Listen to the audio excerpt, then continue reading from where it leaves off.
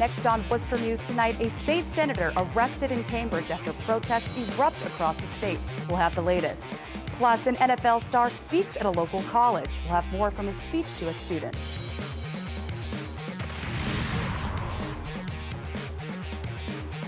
Thanks for joining us. I'm Catherine Andrioli. State Senator Jamie Eldridge was one of 3 dozen arrested Tuesday in Cambridge during a protest to raise the state's minimum wage.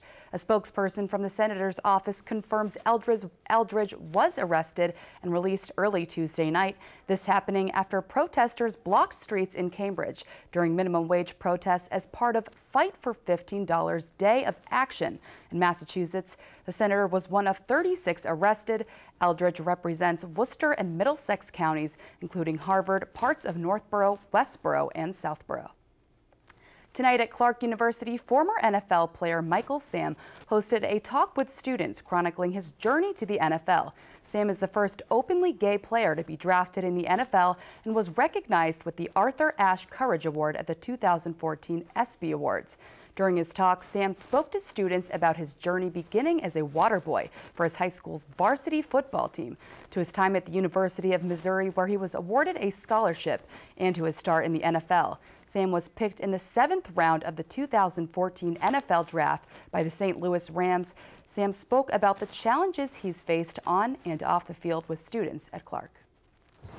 One thing you gotta know about me, guys, is I am a very genuine and very honest person. And tonight, I'm pretty much telling you guys my story. And I think it's only fair for you guys that you guys can hear the truth and really comes from the start. Sam also spent time with the Dallas Cowboys and was also the first openly gay player to join the Canadian Football League. The talk was part of a student-run initiative working to bring prominent speakers to Clark University's campus. Firefighters from 11 Massachusetts fire departments were honored Tuesday at the 27th Annual Firefighter of the Year Awards. The event took place at Mechanics Hall. Our Rosalind Flaherty visited the event and has the story.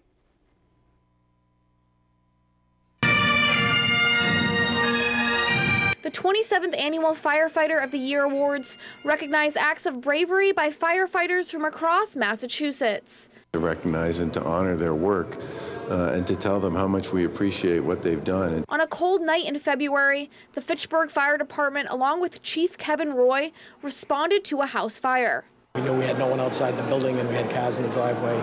Firefighters began their search and rescue efforts. Chief Roy pulled out a man who told him his 2 sisters were still inside. The guys were in a very bad situation on that floor searching for those 2 other victims. Firefighters were only able to save the man and risk their lives to get to the other 2 victims.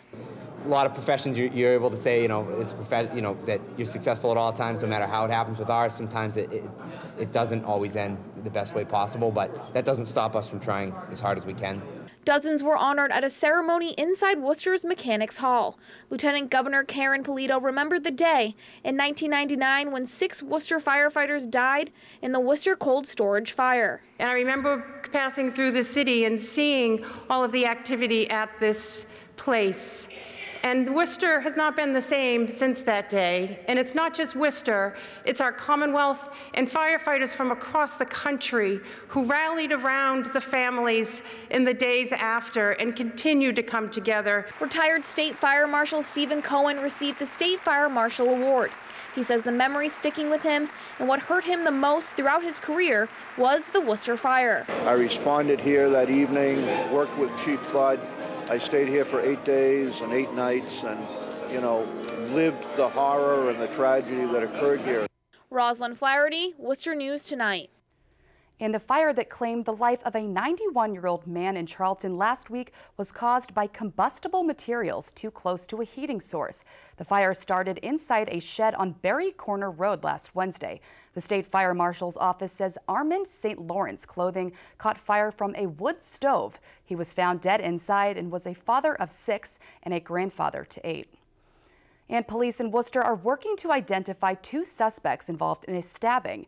Officers responded to the area of Acton and Ashwood Streets around 7 last night.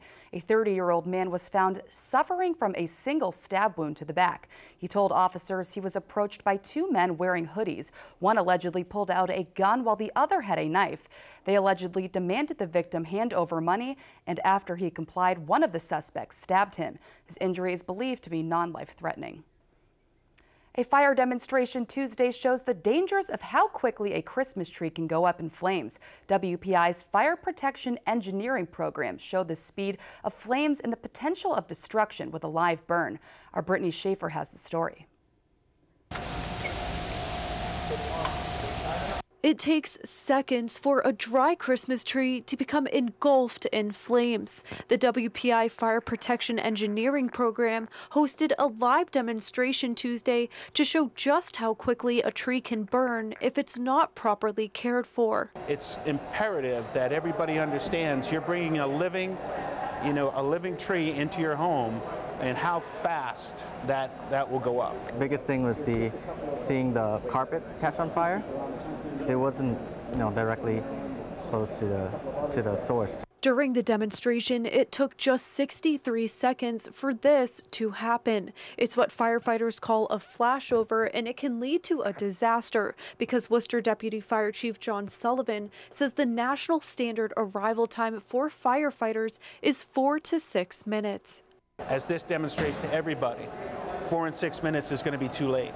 That heat and that smoke is going up. Most of our homes are 2 floors, and most of our citizens are sleeping on the 2nd floor. Sullivan says he sees Christmas tree fires in Worcester every year, and the best way to prevent them is to water the tree often.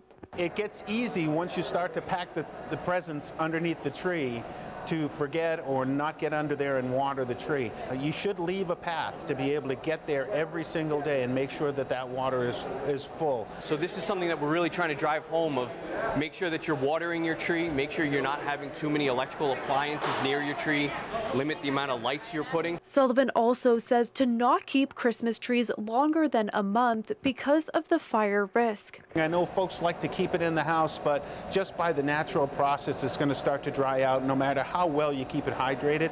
Brittany Schaefer, Worcester News Tonight. And a special show at Auburn High School tonight celebrated the life of a late band director who was part of the community here in central Massachusetts.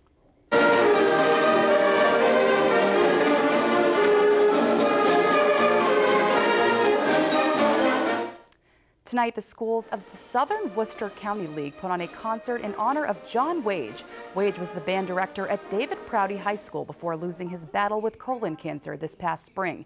Each school band performed songs from Wage's favorite composers, including John Williams and Gustav Holst.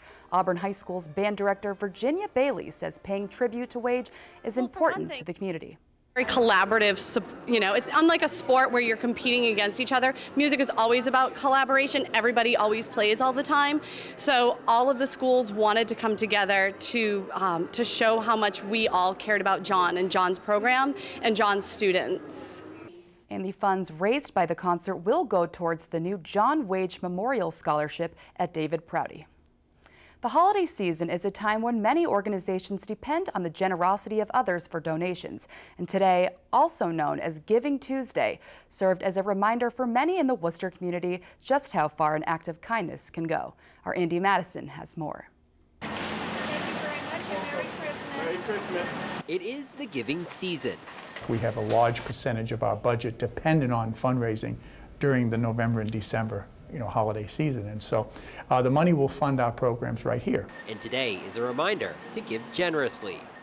The Worcester Research Bureau is one of several organizations hoping to cash in on Giving Tuesday. Hopefully build some new members, build some new followers, and add to our resources in order to undertake our mission and our work.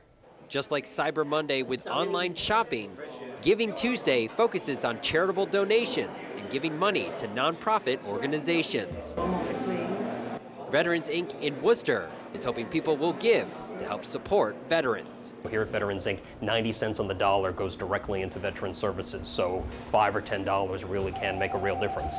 Colleges and universities also use Giving Tuesday to solicit donations, and many are using social media to get the word out.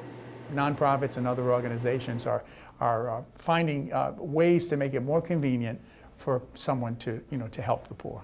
Organizations are hoping people's generosity and donations can go a long way beyond Giving Tuesday. It's not so much the dollar amount as much as it is the number of people that's really heartwarming for our staff and our clients. We look for contributions throughout the year, but it's not a bad thing for us to have one day where it's highlighted across the board, across the country. Andy Madison,